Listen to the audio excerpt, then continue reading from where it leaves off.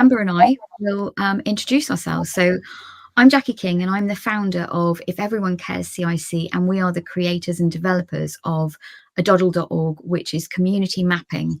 It is the UK's first network of connected area-based community maps. We have over 100 maps across the UK. We have maps that have been added to bespoke websites.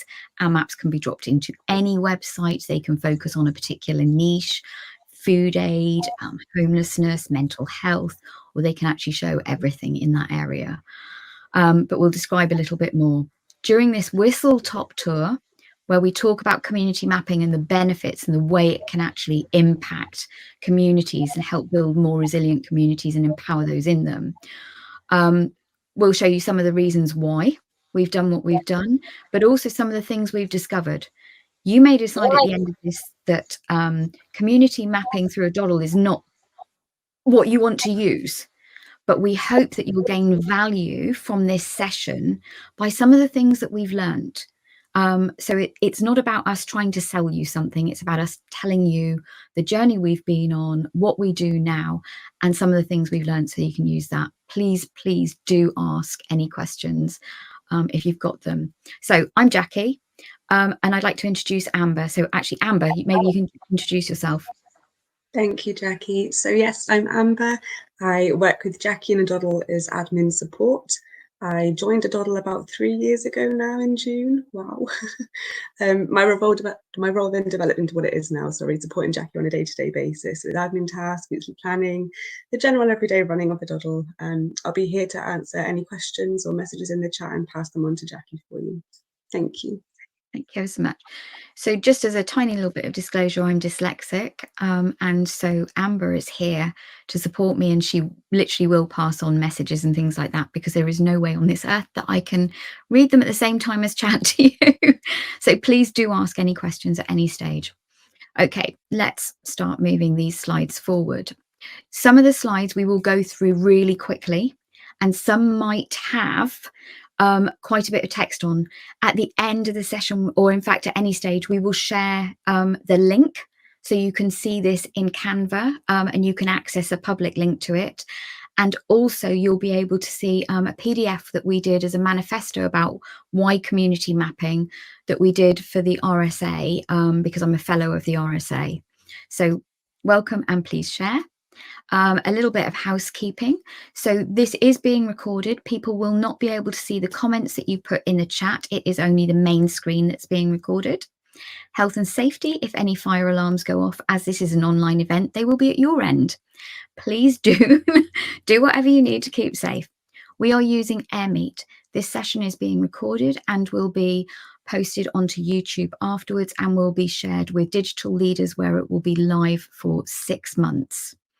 At the end, there is time for a Q&A session, both in this session and also at the end. If there are any questions you want to ask that you didn't want to make public, we have a virtual lounge. So when you leave here, you can choose to go into the virtual lounge and join us at a table and ask us questions afterwards. We will also share contact details. Amber will put them in the chat. And if you're watching this on replay, it will be one of the final slides. At the end, you'll have our contact details. So thank you very much. We can see that we've got people here from different places around the country. Now let's go through some facts and figures for you to think about. Back in 2016, a report was done for the Eden Project communities, and the cost of disconnected communities was said to be £32 billion a year. Okay, the Joseph Rowntree also did a report on the cost of poverty, and that was said to be costing 78 billion a year. Now you can bet that there's some crossover in those figures, so I'm not saying it's both of those figures separately. At the same time, there are over 150,000 charities across the UK, but unless people know about them or are lucky enough to find them through a Google or a Bing or a whatever search, they may never know that they exist. There are also hundreds of thousands of community groups across the country that are also hard to find. At the same time, there are increased levels of suicide, loneliness, food poverty, and more. So we live in a world where we can find everything at the touch of a button, or do we? So community and voluntary organisations are our hidden community assets. They're there, they're out in our communities. There are incredible groups, there are incredible opportunities out there. I've already said about more than 150,000 charities. 47% of voluntary organisations are micro organisations with an income of less than 10,000. That may very well mean that having time and ability to create a website or to share through social media or to be found in the top ranking in search engines, etc., is really hard. So, how do people find them? Community mapping is about empowering people to find the help and support and the opportunities that they need when they need them most in their own community. Now, I promise I am not going to read off every single slide here, but finding help online can be a challenge. Now, I've already admitted that I'm dyslexic. I find it really hard. If I put the wrong spelling into a search engine, I am not going to get the results that I want. So, even somebody who works in tech, my search skills can be hampered by my individual needs and accessibility challenges and limitations. Then add to that, if somebody isn't totally familiar, they might be in the older generation. Now, I'm not saying the older generation can't use. My mum can write websites in HTML, not needing to use a program. Okay, so I'm definitely not saying that. But often online, there is outdated or misleading content. How do we know? Information overload and a struggle to find what they need. So every single website is laid out in a different manner. So you might find a website, but you don't know which page to go to on it. You don't know where to find the information that you want. And many charities, community groups, and organizations are still telling people about what year they were founded in and who their board of directors are, or whatever else. And actually, people, when they're seeking help and support, really want to know 5 key things, which I'll share in just a minute as part of the journey. So, being mindful of those factors, can we create and find a way to make this information more easily accessible? Okay. So, Amber, please do read out to me if there are any questions during the session. And I'm just scrolling on another screen so I can read this at a slightly bigger side. During this presentation, we're going to show you 3 slides like this. Now, we don't expect you to be able to read these in real time. So please, please do, when we give you the link, do go there so you can see more about that. Every single person has a unique journey and is looking for something different. Now, let's have a look. These are examples of people that we've spoken to. We've anonymized them. We might have even changed the sex of somebody or everything else, so they can't be related back to anybody.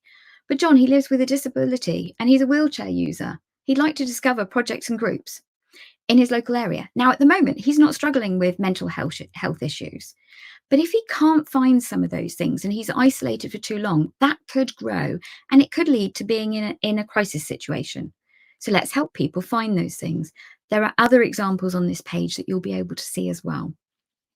But again, there's quite a bit to get through.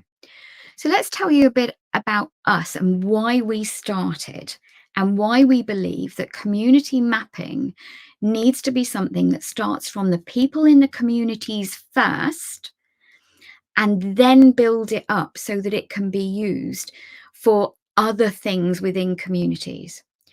So back in 2010, I was a trainer and I was helping people who had been out of work long term due to illness and disability. And I loved my job because it was helping people to find their confidence and self-esteem. And I loved my job until one of my managers told me a number of my clients were no hopers because that manager didn't believe that our company, the one I worked for, would ever get paid because he didn't think these people would ever get back into work.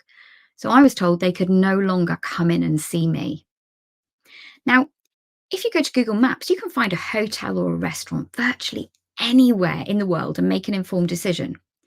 So the one thing that I had seen was, had each of these clients that I saw been able to find what help, support, or opportunities, that could be a community group, the local community garden. I think I've given some examples already. A photography group, a local walking group, any of those things. It could be something like that, or a volunteer opportunity. Many of those people wouldn't have been isolated. The stories I heard were people who tried to take their own lives. families that had broken down, homes that had been lost, people whose mental health had been impacted so much because they had fallen through the cracks. And all of these people had actually been working. They had been a part of what was considered to be, society. But now they felt like they were the dregs, that they were on the scrap heap. So back in 2012, we put the idea of, in fact, go back one step. I actually quit my job because I didn't think that was a company I wanted to work for. And I wanted to find a way of helping people to find the help they needed when they needed it. So the idea was to create a map. It took a while. In 2012, we put the idea of creating this map, and it was just an idea then, on the global Sir Richard Branson Screw Business as Usual. So it was Richard Branson and Virgin Unite. This idea was actually voted third by the public from people around the world over a 4-month period. And we had other countries getting in contact with us saying this was needed in their country as well. I've skipped a slide. Have I? No, I haven't. There you are. So we had simple conversations. We listened, we heard, we listened again, we iterated, we just did a cycle. In fact, we still do that cycle. We always listen. The pandemic came, now the cost of living crisis, we reflected and we rebuilt. This is about multiple communities and multiple benefits, and there is the potential for huge impact. So what did we discover? 5 key things I'm going to share with you was keep it lean. We looked at why other mapping or directories had failed and had gone under. And often they were work heavy, cost heavy. They would employ people within their teams to create the profiles for the things that they found.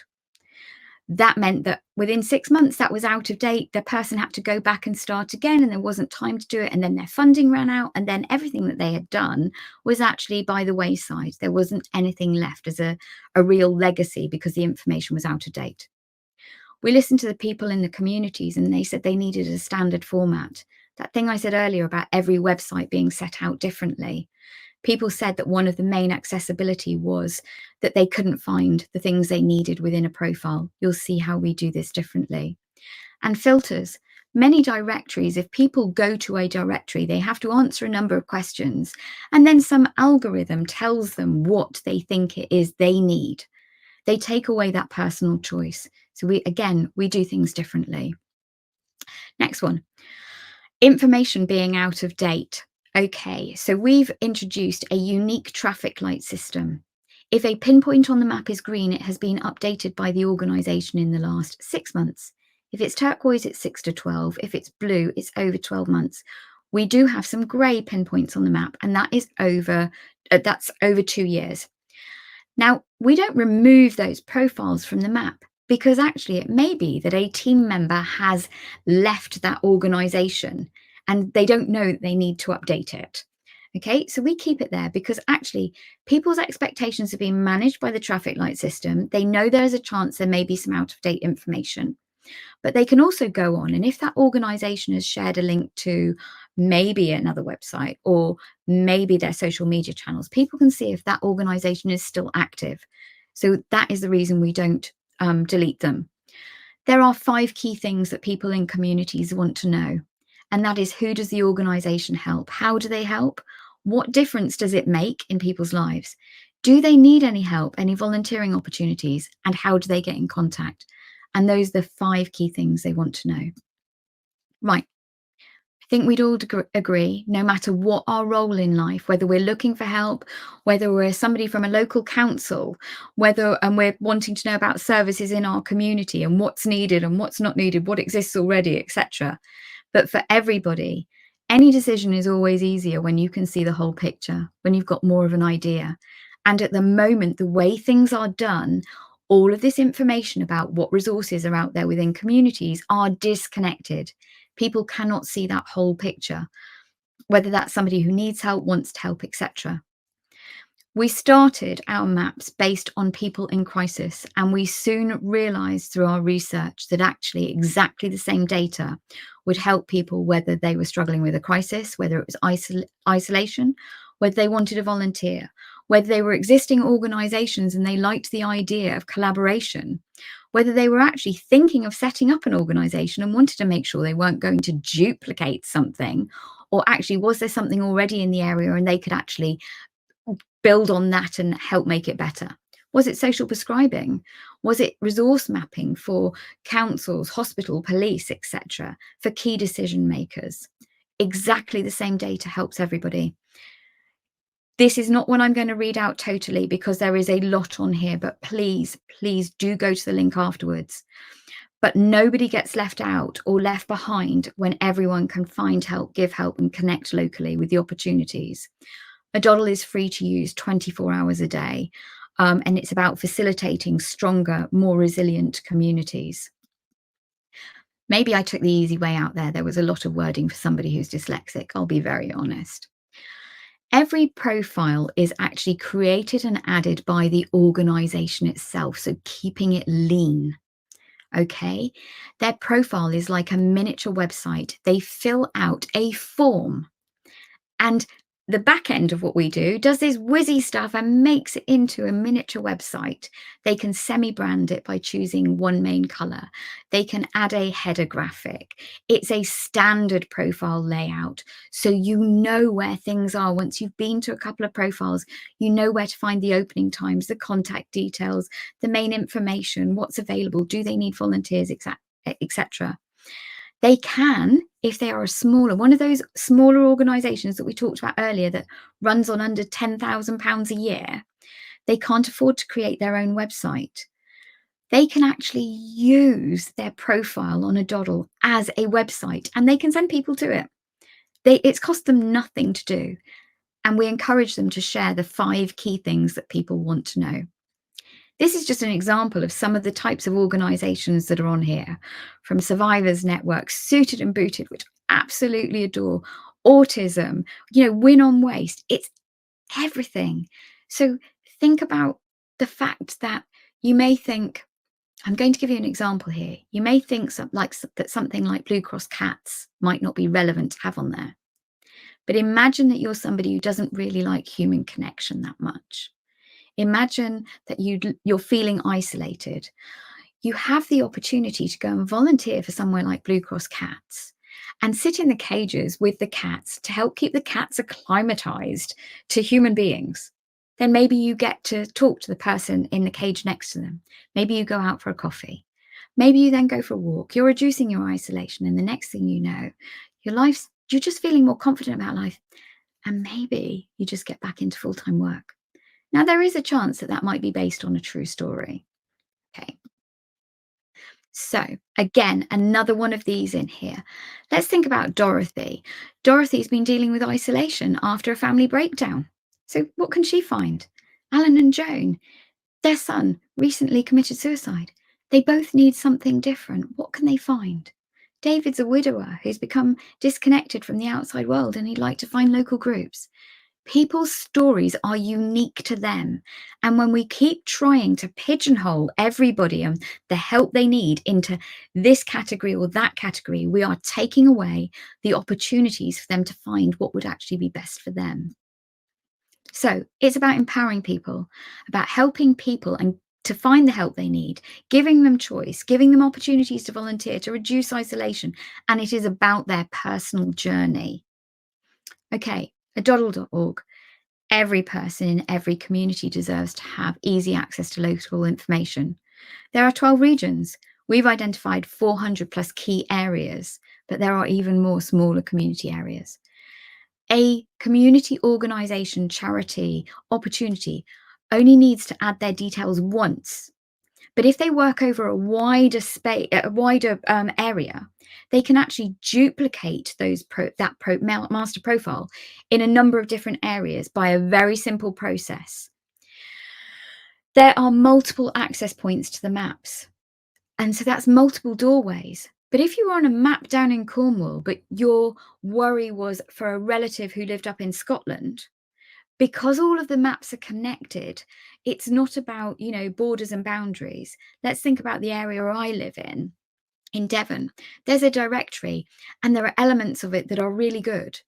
But if I'm looking for something outside of Devon, I can't find it, even just over the border into Dorset or Somerset, that I might live a mile away from the border, but I can only find things that are in Devon because Devon's what it's all about. So let's think about these multiple access points. Our maps can be dropped into any website. Let's think about that. You want to have a community map for your community, but if you create your own directory or your own map, you have got to pay for all of that technology to be done from start to finish. And when something gets updated, you have to pay to have that updated. Let's just think about this. aDoddle, the maps can be used. We do the technology, we do the updating. If there's something that you need, you can ask about that. Whenever we do any technology for anybody, we work with partners, we make it available for everybody. So it's always improving. You can also choose when you drop those maps into any website, whether you want all of the data on them or whether you just want niche data. So in Plymouth, we work with Plymouth Food Aid Network. They just show the food aid places. And over the winter, they've added the warm places as well. West Berkshire, they've got one to do with environmental projects. So that's helping them to fulfill their UN SDGs. It's helping people in the community to know where they can get involved with environmental projects. You know, they might be doing a bit of research about verges or anything like that. There are all sorts of opportunities out there. I'm going to stop rambling. So it's a map out of the box, or should we say it's a map in the box? That's out of the box. They can be dropped anywhere. Okay, stop rambling. So community maps have the ability, I'm going to stop saying aDoddle because I'm not just promoting us. I want you to think about this as to how it can help in your community. But community maps are more than just asset-based community development. They're a cost-effective and lean approach. Okay, we have a unique traffic light system. We also have a full guides hub, and we give free workshops to help people about searching or adding profiles or whatever else. There's duplicate profiles, favorites and lists. I haven't even touched on that. Imagine you're a community networker and you see different clients, or you could be working in the local housing benefit office or the job centre. You know that you get all these questions from clients when they come in, and that takes up time. On aDoddle, you can actually create lists and favorites. You can actually highlight the profiles and make different lists. You can then share those links with people. Though on those lists, you have QR codes to the organization. So if somebody comes in, you can actually, and if they have got a smartphone, you can use their smartphone and go, this would be a good one for you, and QR code it from your list that you've made. You can do all sorts of things. You've got, we've just recently added directions and landmarks. So if somebody wants to know how to get there, they can see through Google Maps. And again, they need to have that smartphone to be able to do that. And we know not everybody has that. So that's a downside at the moment. You can get directions. We've just added the ability for landmark images to be added. If you've got a front door that's difficult for people to find, an entranceway, you can add landmark images. Profiles can be transferred to other team members, or you can give team members permissions to edit certain parts of the profile so you remain in control of it. All of the maps are connected, no borders, no boundaries. The map and tech updates that are made available, we make available for all of aDoddle maps. So there are benefits of co-production. We're good at the tech. You're good at your communities and the people in them. This is where co-production is absolutely fantastic and vital. Allow us to do the tech and take that headache away from you so that you've got the time to work with us with the maps that are created for your areas so that you can improve quality of service, increase efficiency, create greater community engagement, strengthen relationships, and focus on strategic innovation. That's just some of the things, the tip of the iceberg. Again, this is available for you to download, for you to see. Now, last year, we had an external consultant look at the work that we were doing and work out what was the value to a charity, community group, or organization that created a profile on aDoddle. Remember, it's like a miniature website, and they may not need to build a website. They can use it instead of one. It was estimated that each profile was worth between £600 and £1,600 a year for them. Now, I step back and I go, there's no way I'm going to go 1,600 because that's just me, do everything on a lean thing. So I'm going to go to the figure of 600. We've got just over 3,000 organisations on the map at the moment. So the value to the community and charity sector is actually £1.8 million a year at this point. That's not the most important figure that's to me. The important figure is that people can find help and support when they need it. That's the most important thing, and that's a value and social impact that's really difficult to measure. Now, let me be very honest. We make it free for charities, community groups, and organisations to add their profiles. We actually share information about them then free through our social media. But there's a license fee element to government, so local councils, to NHS, to police, or to an organisation that wants to have a map for their community area. The prices are actually really cost effective. They are annual. We do them based on the population, not the square miles, because we think that that's the better way to do it. The most expensive one we've got there is £18,000 a year. Now let's put that into some context. So I worked helping people who had been out of work due to illness and disability to go back into work. So I'm going to use a figure based on that. The average cost to both local benefits, government, people not paying tax and national insurance because they're unemployed, housing benefit, universal credit, whatever it is, the average cost of a person aged over 25 is £15,400 per year. Now, this was done about 18 months ago, so it may have changed, but let's just take that one in context. So imagine you're a local council, you're paying, rent and things like that. So even if it was, say, £3,000 of that was theirs, okay, so 18,000. So just imagine 6 people in your community, and we're doing that at over 1 million in that area, just 6 people in that area. If they find help and support that helps them to move back into work, you've got that money back. Everything else is a bonus. That's how cost effective it is. Okay, so please, this is correct at the time of recording. Amber, have you got a question? I do, and Robert's just about to head off. He's got to head off, so I thought I'd ask it now before we move on, if that's okay. Robert Hart from Dorset LRF, says, have you made contact with community organisations in Dorset? Community Action Network is the biggest hub organisation.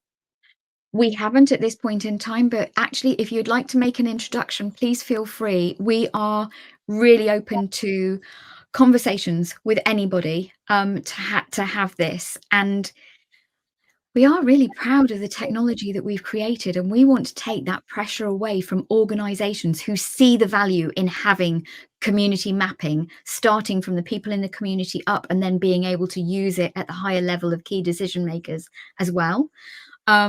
And so we'd like to have those conversations. My brain's just gone off at a tangent because I know that there's a time limitation on here. So have I answered that enough? Please do. Amber, any chance that you could put my email address into the chat now so that Robert's got that? And any chance, as Robert is going to be heading off, could you put the links to this presentation in there? And could you also put the link? We did the PDF, which is the sort of manifesto bit that we did for the RSA when they were looking at things that people thought were important for the next sort of few years of development. So that's there. Rob, thank you ever so much. Amber, if you could take Rob's email from there as well, we'll do that. Thank you ever so much. But any questions, please do ask, and please do get in contact. We can do the tech, but we will never know your communities the way each of you know your communities. Let us help you do that. Or we still have calls from organisations that want to create their own tech. We don't mind. We're not going to take offense at that if that's what you want to do. But if you think that we can help by some of the things that we've learned, we will share it with you. There's another page there about another 6 people. I'm going to move on from that. Right. Community mapping actually helps to support the UN SDGs, the 2030. Now, depending on what organisation each of you are from, this might be something that you're wanting to work towards and show that you've got an impact in. One of the things recently that we've come across is that you may have no poverty, no hunger, good health. But actually within this, there is a new commission that the World Health Organization has set up. and that is called the WHO Commission on Social Connection. Now, the bit of text on here is taken directly from there. We've done that. At the end of this, these slides, we have got a link to where we've got information and data from, the figures and statistics and things like that. But it's really interesting, and I think this probably comes back to number 3, the health, maybe even the poverty and the other things. Anyone can be lonely or socially isolated. And actually, quite often, that is where a big bulk of resources is, because people are lonely or isolated and they are looking for something. They are on waiting lists at doctors. They may then be struggling to go out, and then they may miss that appointment. They may be calling the police, because they're feeling vulnerable and everything else, calling an ambulance because they're feeling vulnerable, whatever it is. And there are so many amazing organizations within the community. This is not about putting everything onto the charity sector. Think about the number of organizations in those communities that are a walking group, the photography group, the steam railway group, you name it, for all of these different things, that health and well-being. And if people can be connected in those things, actually that is reducing the pull on charities and community resources and everything else, because people are more connected. Their lives, their quality of life is better. So that is thank you, and any questions. This is just to show you that there's resources. Now, there is an amazing gentleman called Peter Bates, and he has done some incredible papers on gold mining and different opportunities around community mapping. He talks about some of the pitfalls and some of the benefits to it. There's one link to one of his documents here. If you're interested in it, I would recommend that you go and find out more. Then there's the UK Parliament, the financial distress that is being felt within local authorities at the moment. And actually, community mapping can actually help to take away part of that financial distress. Because if you can help the people in your communities who are the most vulnerable and help their families to support them and things like, you're actually helping that. There's a link to the WHO Commission. There's a link to the cost of disconnected communities. I haven't put the link in there. I apologize. I've just realized, to the cost of poverty, which was the Joseph Rowntree Foundation. It is very easy to find. Okay. These are my details. They will be in there so that you can see that. And alone we can do so little. Together we can do so much. So I'm going to take the slides away and answer any questions. Amber, any questions? Thank you, Jackie. Yeah, just a couple of anonymous ones now for you. I had someone ask via message, how do organisations remember to update their traffic light? Is it down to the organisations themselves to remember the date their traffic light colour will change? No. You said about the 6 to 12 months. Okay, good question, and happy to answer. And sorry I didn't answer that earlier. Technology is amazing for us. And so we've got this whole system in there. That means that 2 weeks before your profile is due to change colour, you get an automatic email. Then 2 days before, and then the day it changes colour, you get those emails. They automatically come through. We've also got this amazing system, and I'm really aware that I've not actually showed you aDoddle. That's a little bit deliberate because I'd like to create conversations between us. Do please go and take a look at aDoddle.org. We've got, when a profile goes into update, they get an email that reminds them. When they click on the link that is in that email, they will be taken so that they can sign into their profile. And once they're in their profile, they can have a quick scan of it to make sure it's all right. And then there is a single button that they can click. If all the information is still accurate, they can literally click one button and it is updated. You are talking about a 5-minute process to update it. That's all. They get the automatic reminders. Also, if they keep their profile green and their profile is complete, anything over sort of 87% complete, because we also have a little thing that shows them how complete their profile is, etc. We will share it free through our social media. We share profiles every day, profiles that are complete. It might be that there's an awareness day that's coming up. Let's think about September, which is Suicide Prevention and Suicide Awareness Month. We will share organisations during that time to help people find them, because it's more in the public eye then. We share them at other times of the year as well. in the run up to Christmas, or actually in the month of December, we do a 31-day advent calendar, and every day we share different organizations, but we only share those that are green. It's an encouragement there to do that.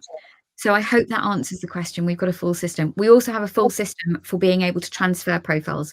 If a team member is leaving, it's all done through an online system. It's all done, it's GDPR compliant. It's done in a really easy way. In fact, I'm really proud of our system. We give feedback, or we have in the past given feedback to organizations like the National Lottery on their processes, or the government on their processes, things like that. I love doing that around accessibility and websites and systems. And we were quite proud. Our system for just transferring a profile was actually more effective and more secure than if you're transferring a £10,000 lottery grant to be responsible for somebody else. Yeah. Wow, thanks, Jackie. I've just got another one in here from Francis. They say, do you think that, based on people's searches and regions, aDoddle could help to identify the need for a particular community group, something like spotting gaps or opportunities? Not sure how that would work, admittedly. Oh, definitely. Absolutely, definitely. It's one of the key things that we wanted to do as part of it. So yes, we started about helping people who are in crisis or in need and whatever else, the people in the communities. But actually, as the map grows and as you get more organizations on there, you'll be able to see two key things: where there is duplication and where there is need. Actually, there's a third thing you'll be able to see as well: organizations that are actually exceptional, ones that are working really well, and that might be from another part of the country. You can then connect, hopefully, and they'll be willing to collaborate so that you can actually mimic something in another area. And I think that that's really important, that people are able to see that. And I think by not having a connected map in this way, we are actually cutting down the opportunities for being able to see where there is duplication, where there is need, and where there are organizations that are providing exceptional value and results.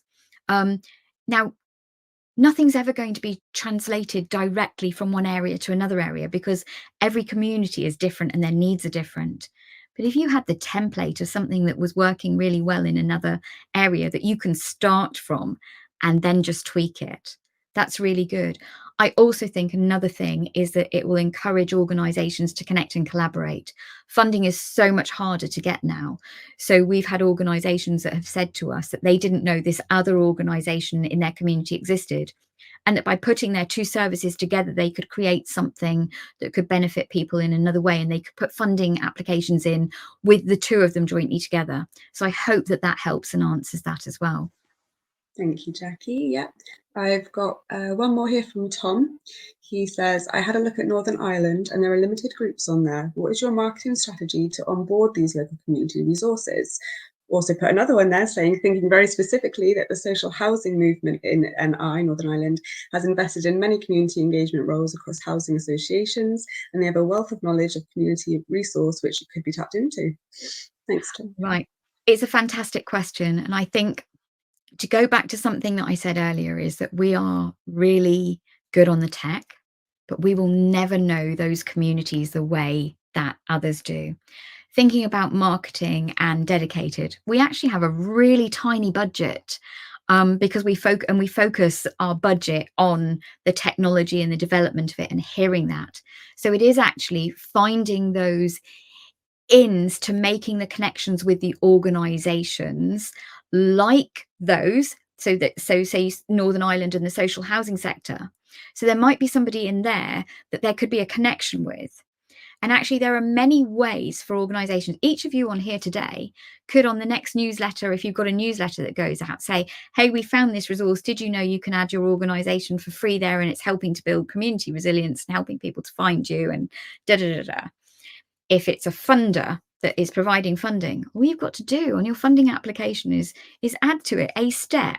One of the steps to putting their application is you've got to create a profile on aDoddle.org, and you've got to keep it green for the duration of while you've got your funding. That costs them nothing. It's a couple of sentences.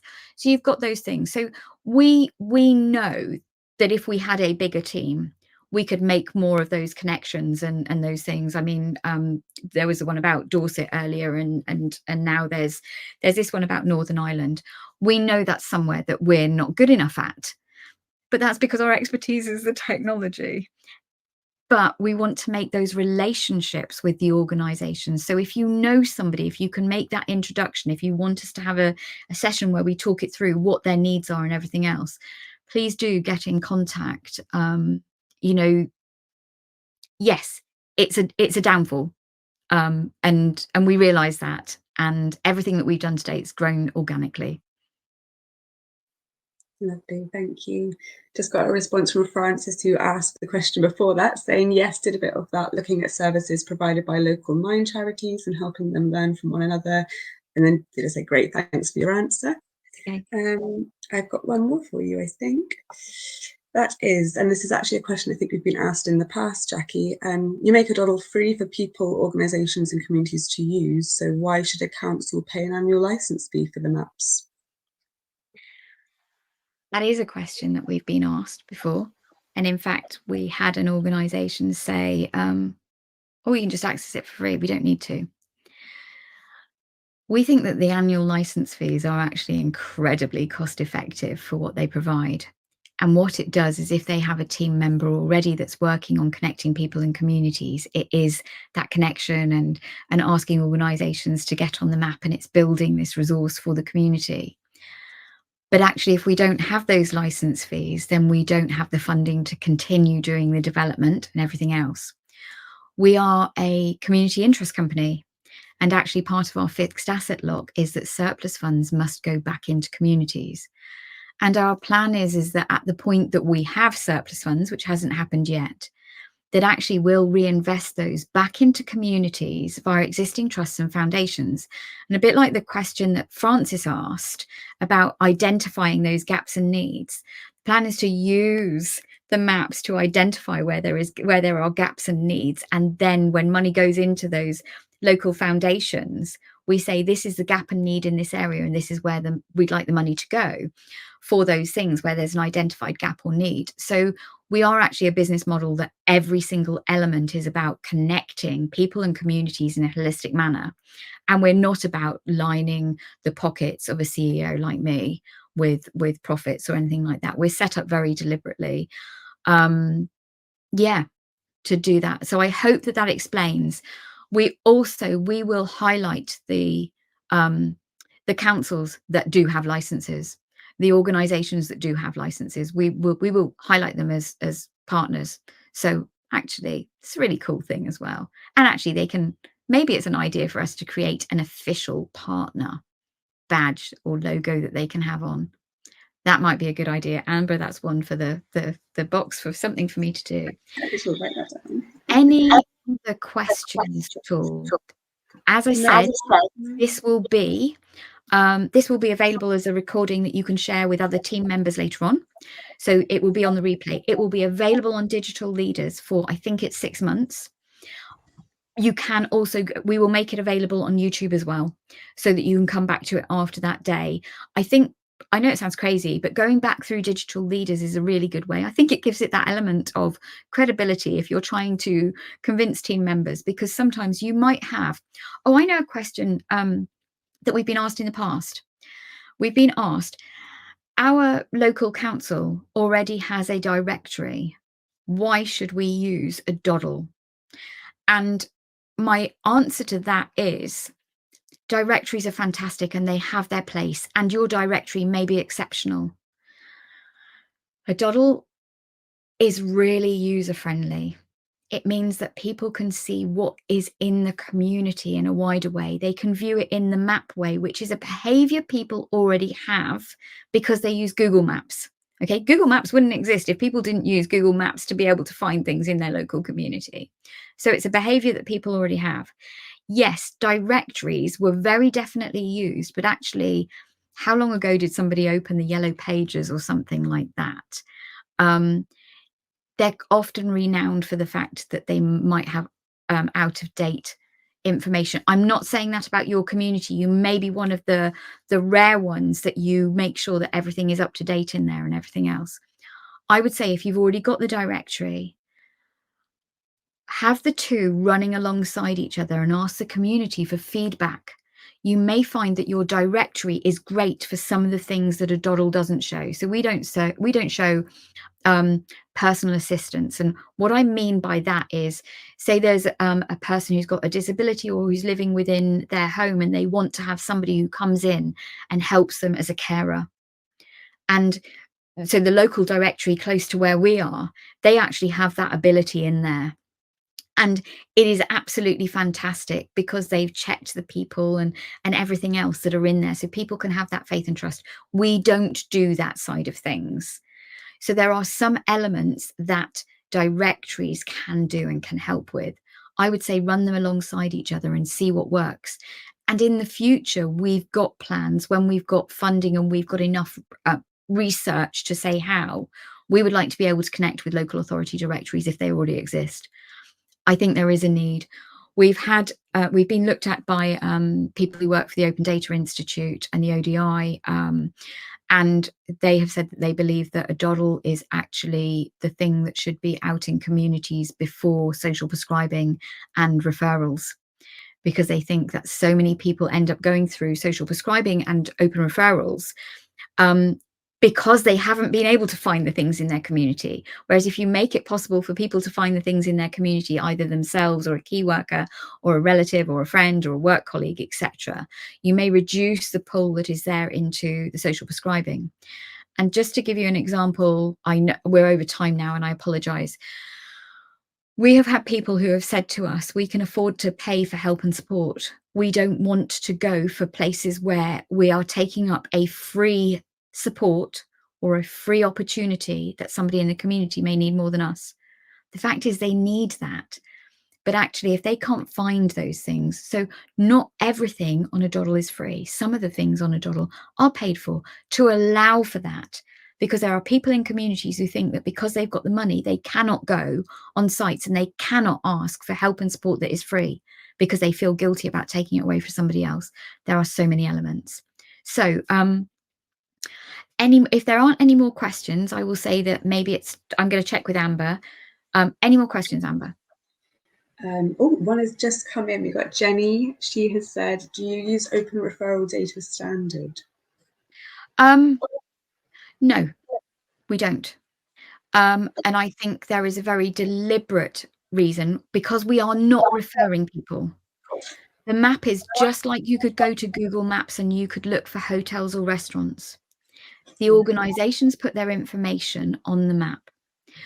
We took very serious advice from DLA, Piper and Atos at the very beginning when we started building aDoddle, that the profiles should be added by the organizations themselves, and that the community should let us know if there was ever anything that they thought that they were worried or concerned about. We have never had that pulled through. At this time, with the number of organizations that we have on the map, we do actually check every single one of them. But legally, we can't say that we do that because there may be that time in the future. Let me be very honest about that. And it seems a shame to end on something that is that could be taken as a negative. It isn't a negative. Please think about it. They said use the Amazon and use the eBay principle of how they do things. Help people to find the information that is out there.